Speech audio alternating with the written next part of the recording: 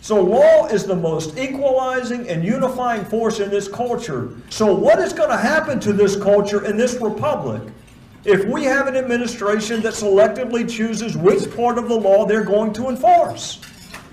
And whether it's the health care law, or whether it's the immigration law, or my personal favorite, mandatory minimums, I don't expect but maybe half of you to be familiar with drug laws.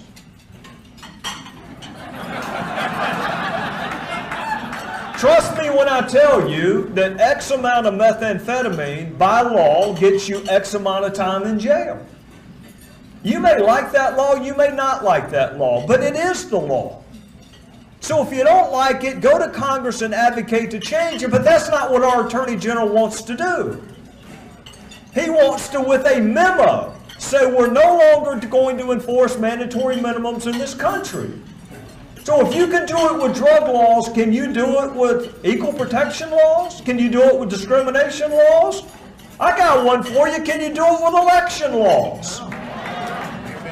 I'll tell you, the first Tuesday in November is not a good time for us to have a general election in the South. You're right smack in the middle of SEC football. You're worried about maybe your in-laws are going to come for Thanksgiving. Hopefully they're not. But you've got a lot of things on your mind. So I tell you what, let's just not have the election. I mean, I've got your best interest in mind. I'm thinking about you.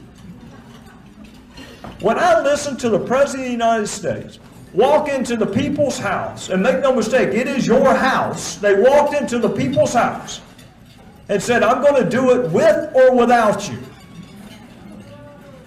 I was ashamed for the people who have sacrificed for this country.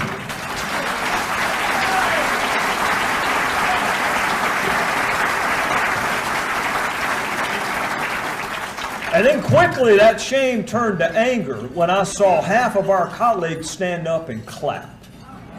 Half of our colleagues, when the executive branch promised to make them